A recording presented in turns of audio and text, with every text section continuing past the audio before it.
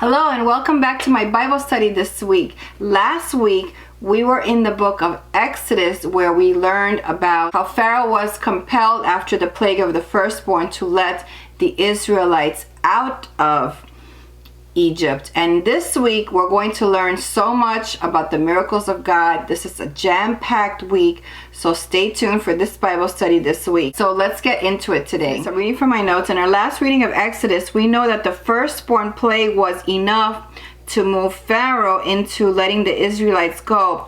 But the change in Pharaoh's heart, we will see today, was only temporary because he will eventually pursue them. And those are going to be verses that are coming up today. So I just want to point out here, this is really interesting when I was studying this. And I'm going to read this from my notes because I don't want to miss the opportunity to read this to you correctly. It says, the Passover and the miracle of the Red Sea, which we will see today going hand in hand together. If it wasn't for the redemption at the Passover, they wouldn't have made it to the Red Sea without the miracle of God. This is the same way that the redemption of the cross would mean nothing without the miracle of the resurrection of Jesus Christ. So the two go hand in hand together.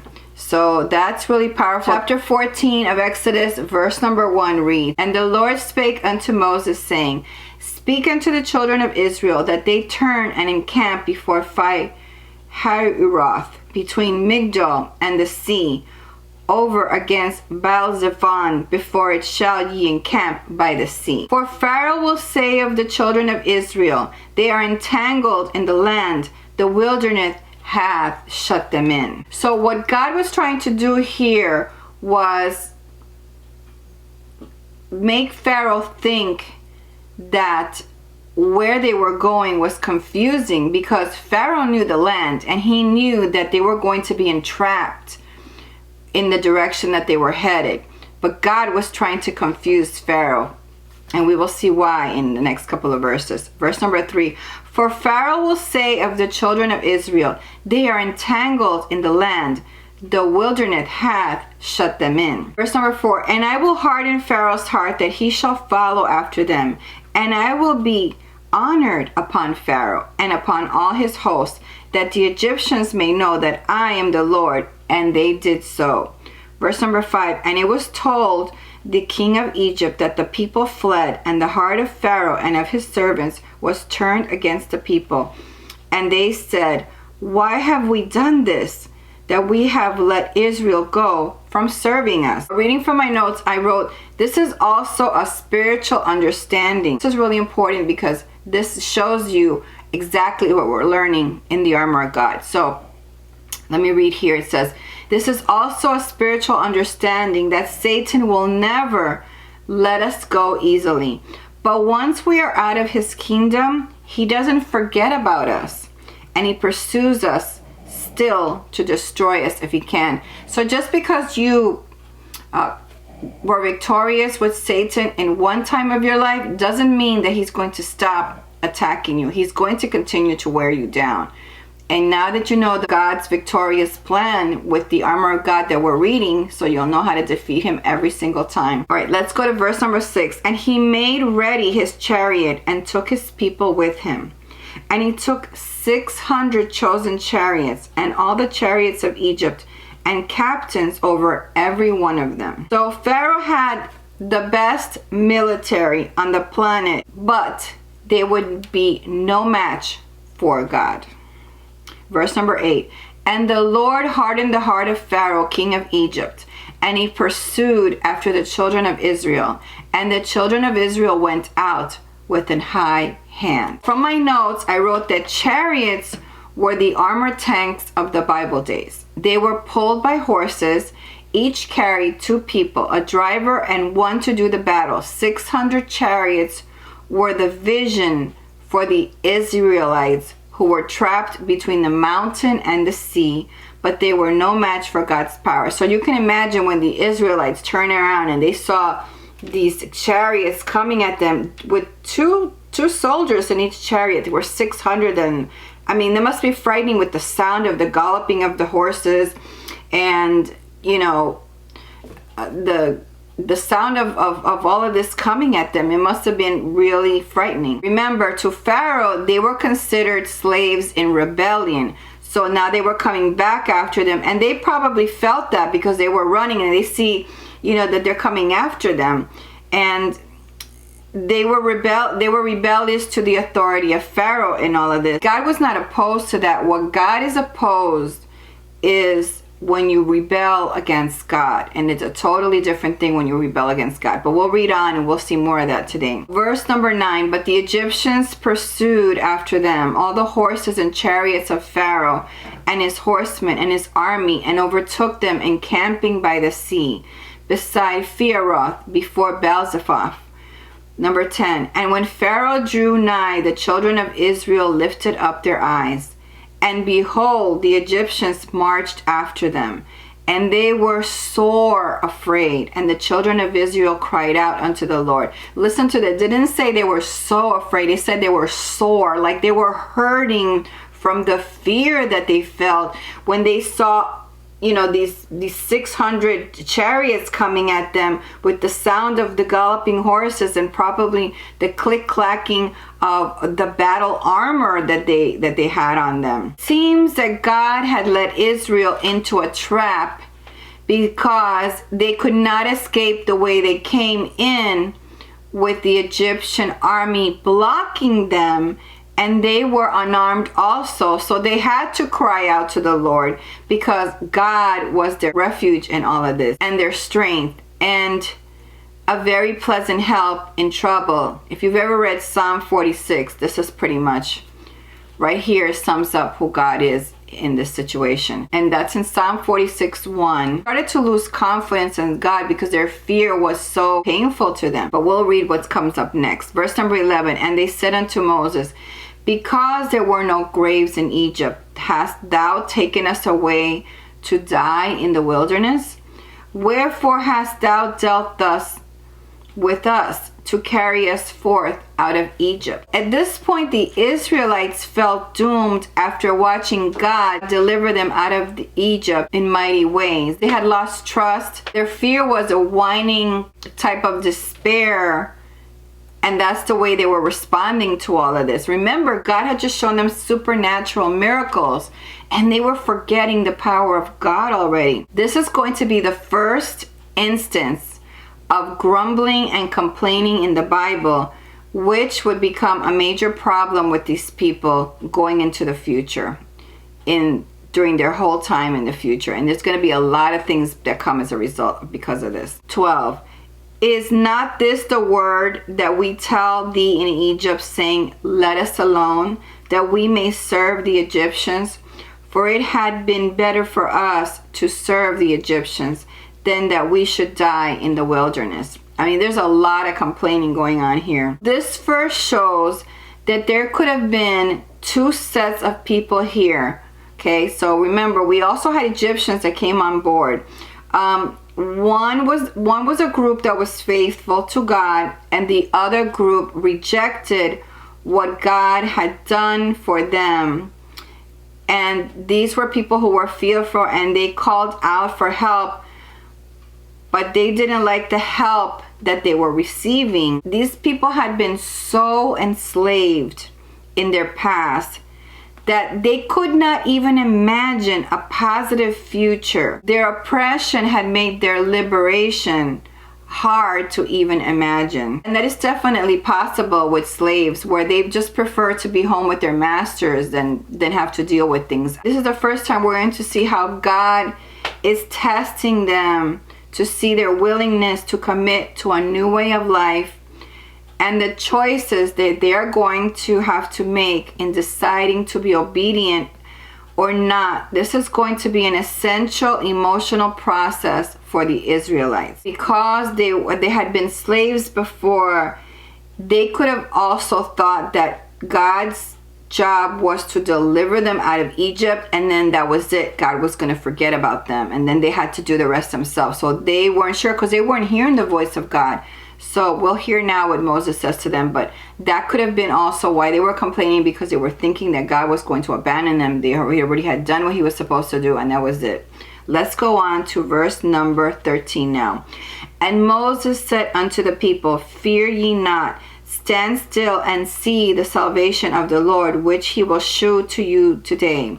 For the Egyptians whom ye have seen today, ye shall see them again no more forever. From my notes, I wrote that Moses' attitude was to stand still and watch the Lord rescue them, even though he still didn't know the next plan of God. God had not revealed what the next plan or step was, okay?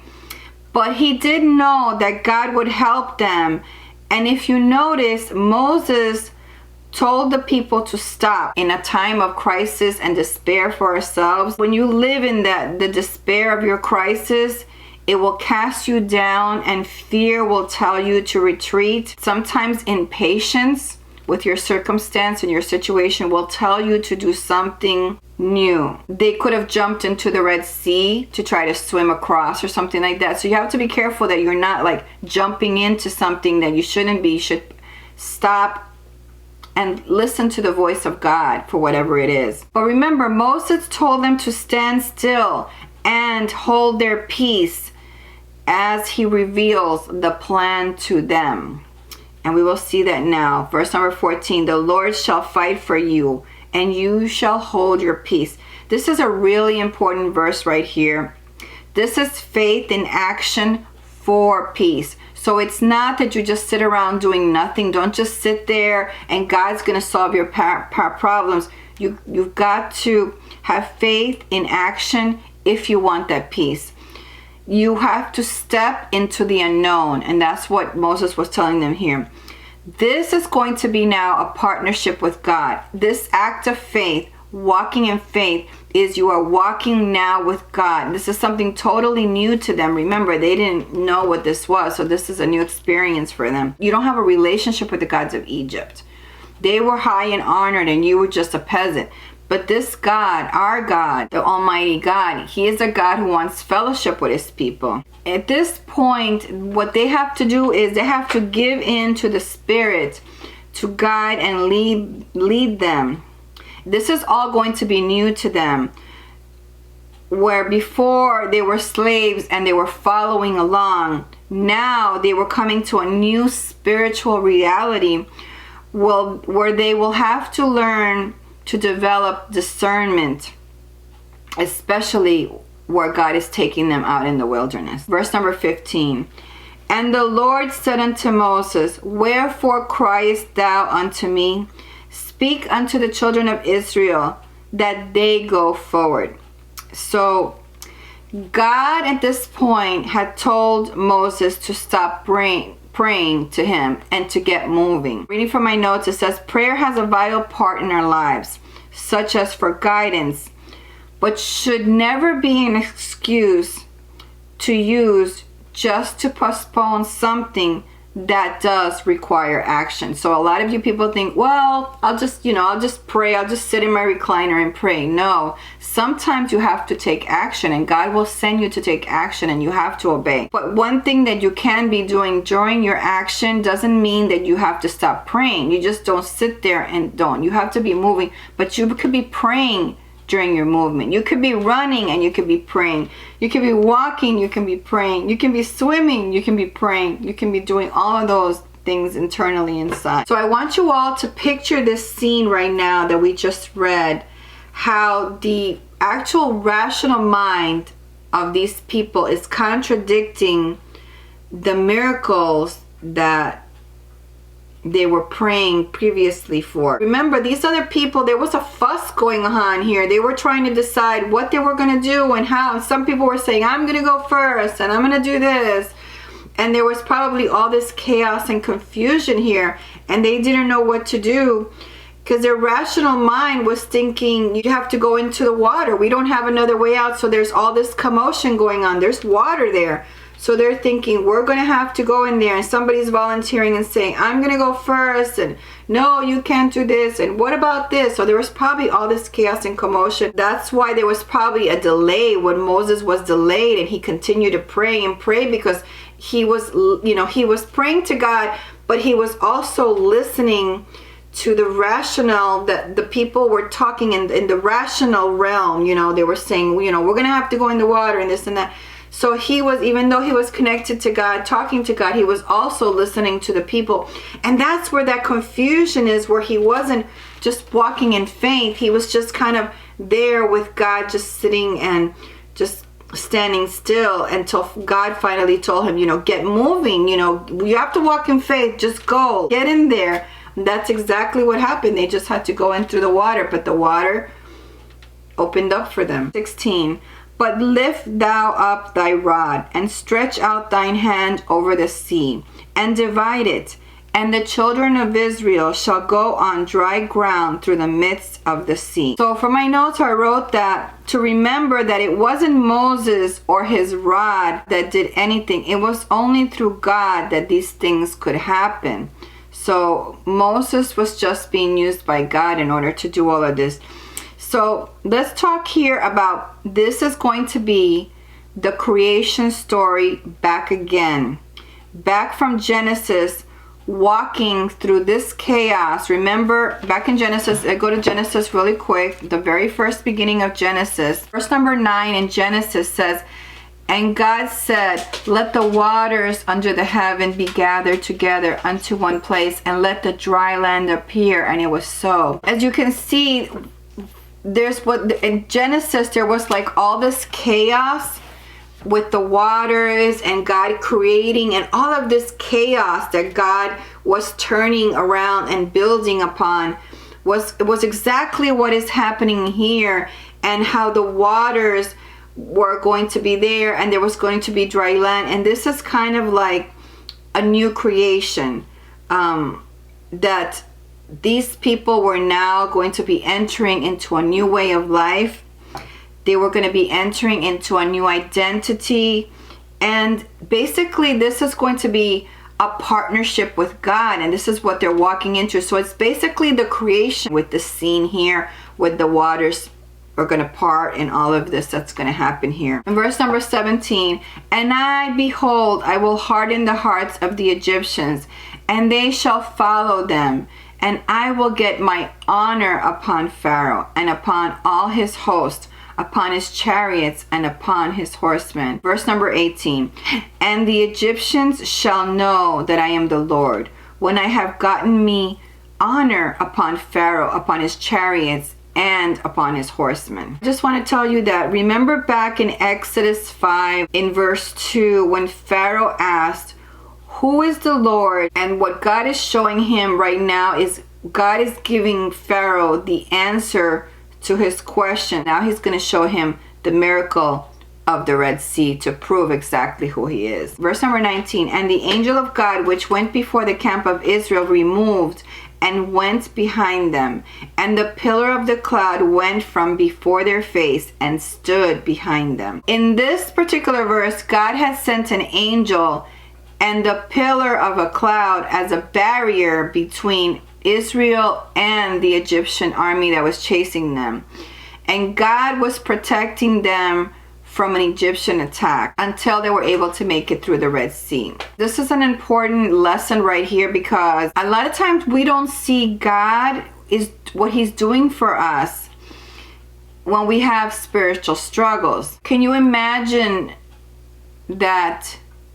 What would happen if God pulled his protection away from our lives, from our unseen enemies? So that's what I'm saying. You don't know how much God is really out there fighting for you. If you saw my video on the chess piece and how God is always, Satan's making a move, God's all making a move. That's going to show you exactly that God is playing chess pretty much with Satan. Satan makes a move and God's got to make a move. And this is exactly what God does in our lives. And we don't know how many attacks we're getting and how we're being covered all the way around. Just like this pillar that was here that was protecting them with this fire.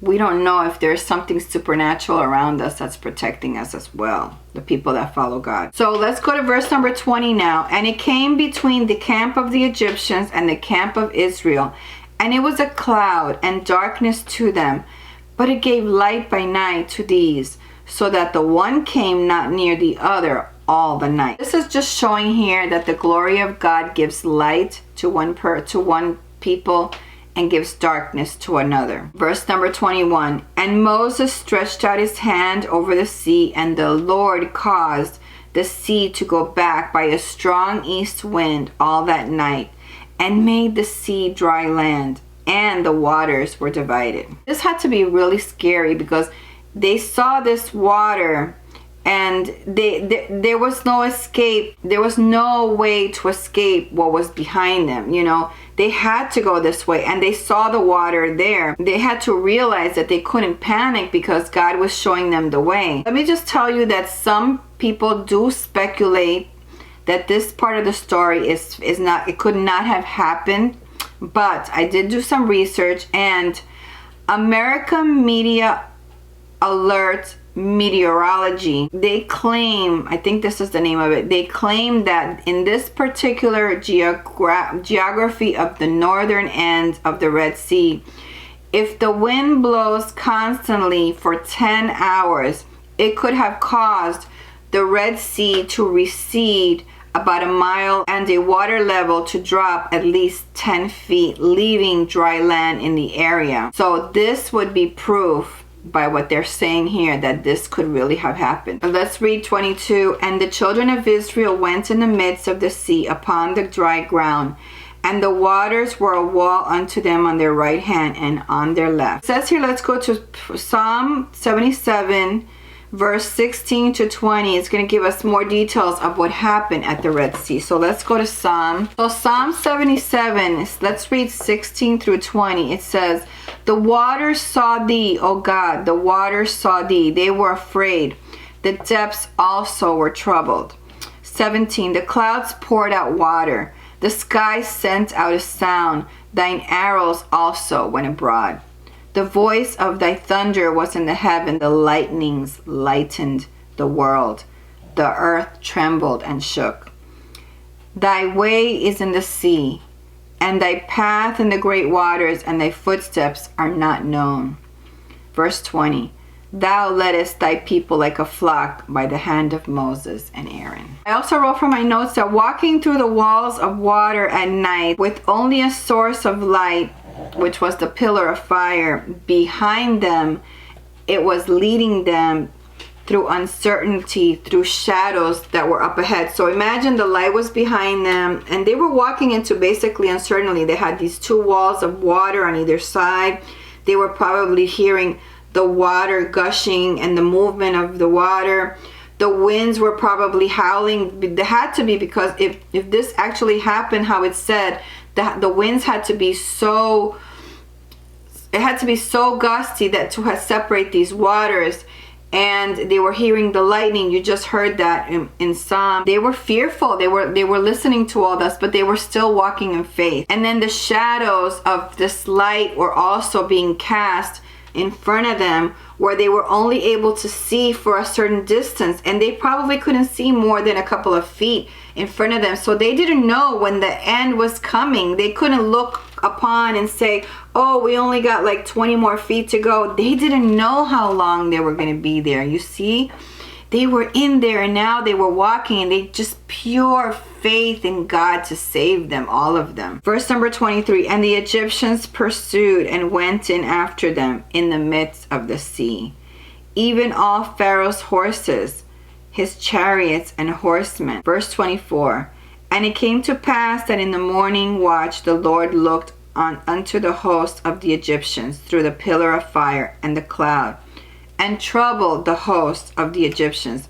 Just so you know, the host means the army. So they're talking about the army of the Egyptians. So at this point, the pillar and the cloud stopped from separating them. Verse 25, and took off their chariot wheels, that they drave them heavily, so that the Egyptians said, let us flee from the face of Israel, for the Lord fighteth for them against the Egyptians. In this verse, it shows that God miraculously was delaying the chariots in order for the Israelites to get to the other side of the Red Sea. God is a God of fighting. He fights our battles, and he was definitely, you can see right here that he was fighting their battles. Verse number 26. And the Lord said unto Moses, stretch out thy hand over the sea, that the waters may come again upon the Egyptians, upon their chariots, and upon their horsemen. And we see here that this is possible because an abrupt change in the wind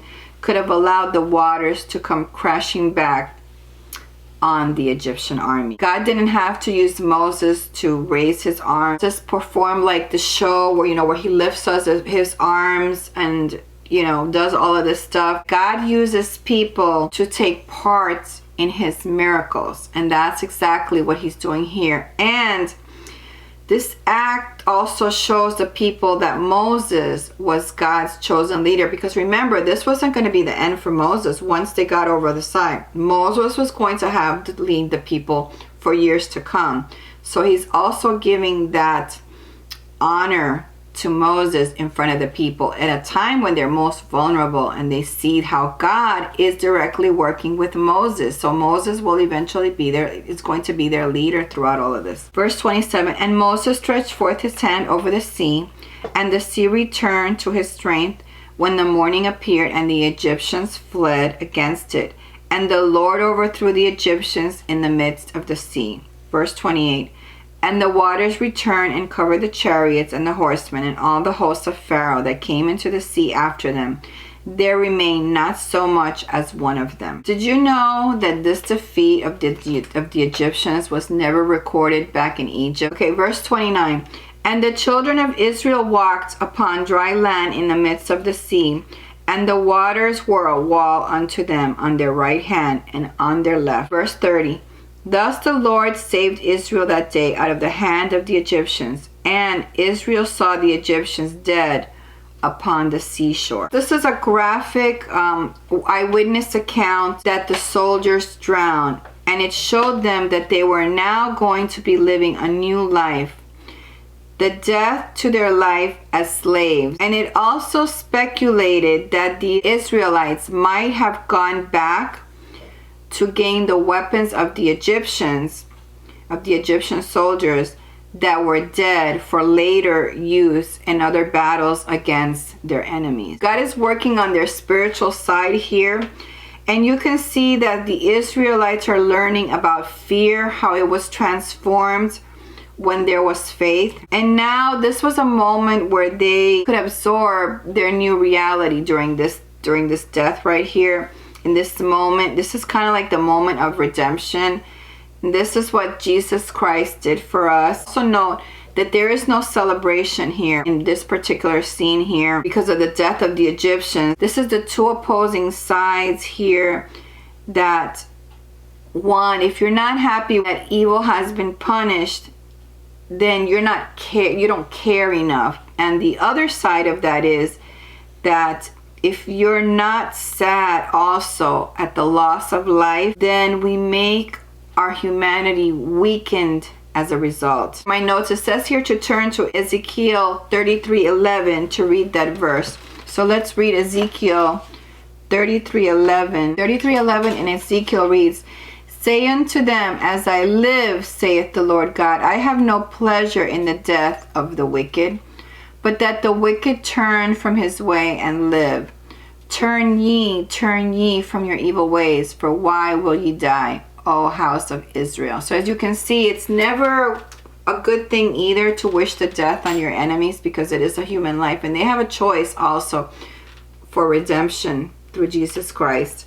So unfortunately, they decided to follow Pharaoh instead of following God. Verse 31, And Israel saw that the great work which the Lord did upon the Egyptians, and the people feared the Lord and believed the Lord and his servant Moses. I'm just going to read from my notes because this is really interesting that I found this information. It says, this story of the sea splitting could be a metaphor that the two shores of the sea represent the two sides of the story, and that we have to pass through the middle because one side preserves the value of life, yet in the other we will drown in war and hate. And so the middle path is the way to justice and mercy. And if we don't follow it down the middle at any moment, we can be washed away from either of the two sides. The middle path is always the wisest, which is what we see here, what happened. Chapter 15, verse 1. Then sang Moses and the children of Israel this song unto the Lord, and spake, saying, I will sing unto the Lord, for he hath triumphed gloriously. Singing was an expression of love and thanks. These passed down traditions lifted the people's hearts and voices upward to God. It is presumed that this was a spontaneous song that led the nation into the wilderness on the other side of the Red Sea. And they sang this song when their salvation was real to them. They sang it with the power and the presence of God were really real to them. Notice also from this verse that it says that they are singing to the Lord. So that means that the Lord is their audience. They're not talking about the people around them, but the Lord is their audience. They're also praising God because they realized they couldn't have done this without him. Just so you know, this actual portion here was the first sacred song that was ever preserved in scripture. And we're going to read the verses now. Verses 1 through 5 is the first stanza of the song. And then verses 6 through 10 is the second stanza of the song.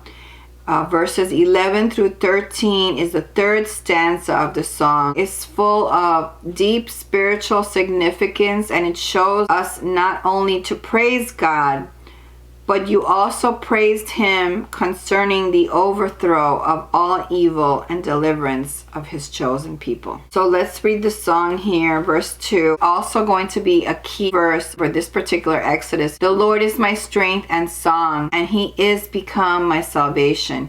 He is my God, and I will prepare him an habitation, my father's God, and I will exalt him. Notice how they say the Lord is my strength. Notice how they don't say that the victory came from Aaron or Moses or Miriam. They didn't even include those people. They know that the victory came from God. They didn't put Moses on a pedestal like they could have back in Egypt, like they were making gods out of people. No, they knew exactly that their strength and their victory came from God. Verse number 3, the Lord is a man of war. The Lord is his name. Pharaoh's chariots and his host hath he cast into the sea. His chosen captains also are drowned in the Red Sea. Verse number 5, the depths have covered them. They sank into the bottom as a stone. Verse number 6, thy right hand, O Lord, is become glorious in power.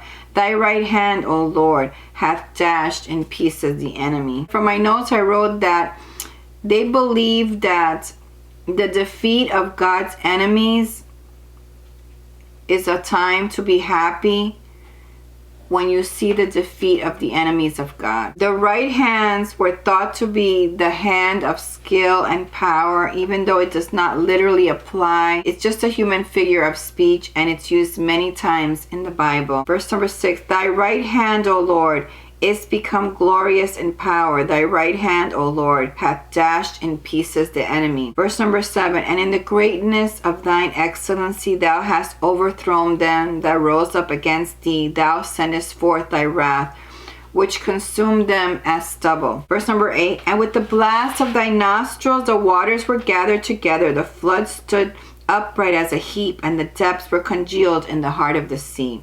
Verse number 9, the enemy said, I will pursue, I will overtake, I will divide the spoil. My lust shall be satisfied upon them. I will draw my sword, my hand shall destroy them.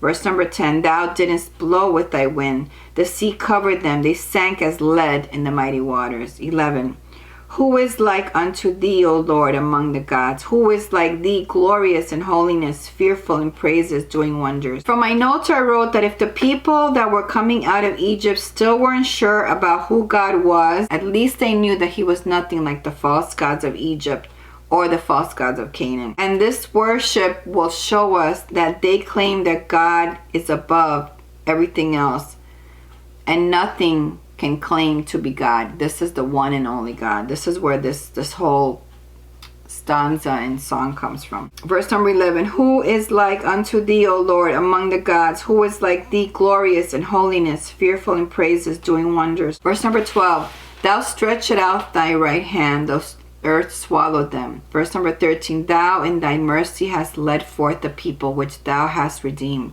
Thou hast guided them in thy strength unto thy holy habitation. Verse number 14, the people shall hear and be afraid. Sorrow shall take hold on the inhabitants of Palestina. So for my notes, I wrote that Moses and the Israelites also knew that the victory would make their enemies afraid of them when they heard of the great things that God did for them. And that's coming up in the next few verses. Let's go to verse number 15. Then the dukes of Edom shall be amazed. The mighty men of Moab, trembling, shall take hold upon them. All the inhabitants of Canaan shall melt away. Verse number 16, fear and dread shall fall upon them by the greatness of thine army.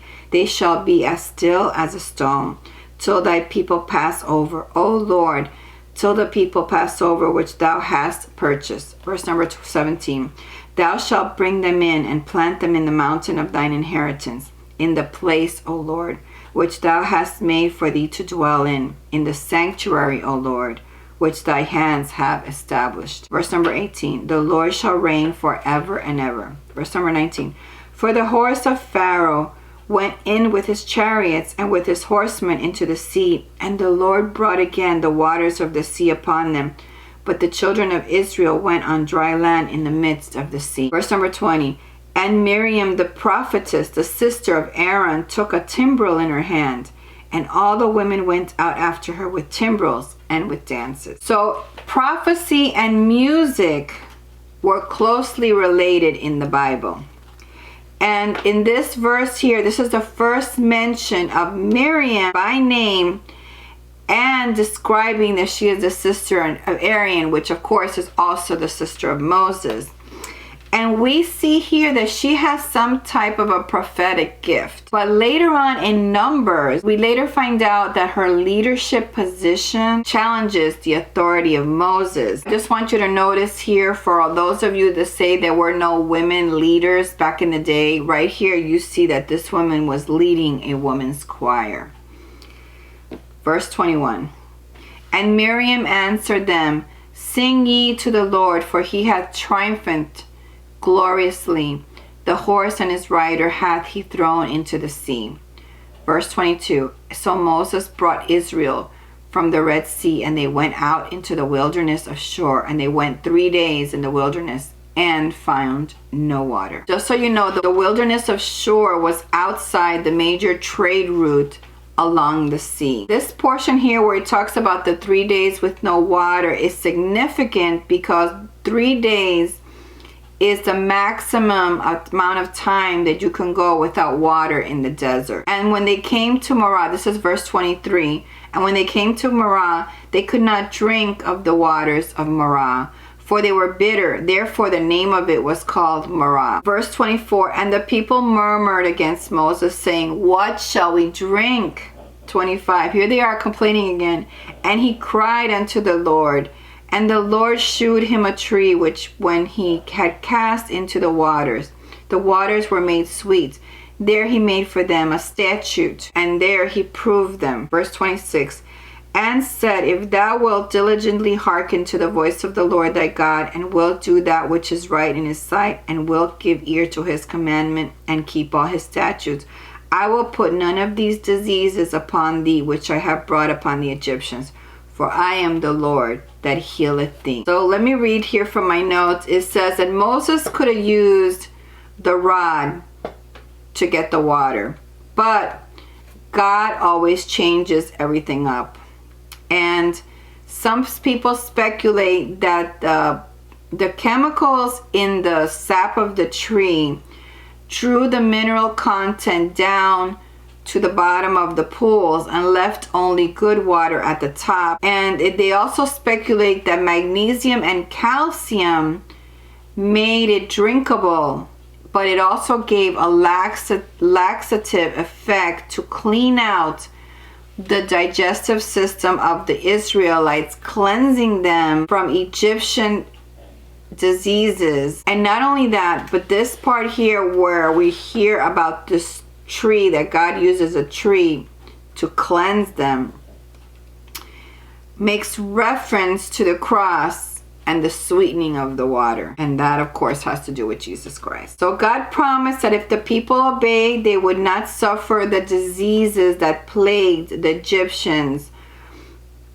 And later on, we're going to learn of the moral laws that were given to keep them also free from sickness. And that's really important, because if you see here in the Bible, it talks about keeping ourselves pure and clean in order so we don't get diseases. So I wonder if we get diseases because of the sins that we commit. They affect us internally in ways that will also affect us physically. So here he's also testing them for their obedience, and eventually their true nature would be revealed. And it also shows here that their physical health was directly connected to their obedience. So I wonder if that is also something that we have to look at and see what are the sins that we're committing and how they affect us. Verse 27, and they came to Elim, where were 12 wells of water and 70 palm trees, and they encamped there by the waters. From my notes, I wrote that this story should teach us that when we walk along a certain path in our life, that sometimes God's leading can be confusing, and our faithfulness is to stand still and to cry out and move forward in faith to do exactly what God wants us to do. So that's going to wrap it up for this week. I think we've gone a little bit over today. I'm not going to read anymore. We're getting to 16 and 17. Maybe we'll even get into 18 next week. This was a pretty jam-packed study this week. So I thank you so much for watching. I hope you're enjoying these Bible studies. If you are, please hit the subscribe button, and I hope that you will subscribe to the channel so you can follow along and maybe go back and watch the older ones. Remember, during the midweek, we're breaking down the armor of God, and we're learning how to fight against Satan. So make sure that you come back for that. I thank you so much for watching, and I hope that you all have a wonderful week. If you have prayer requests, please leave it down below so I can pray for you. I love to do that. And I hope you all have a wonderful week. God bless all of you. Take care. And I'll see you back on Wednesday. And I'll see you back on the weekend. Have a wonderful week. God bless. Bye-bye. There's a fly in here.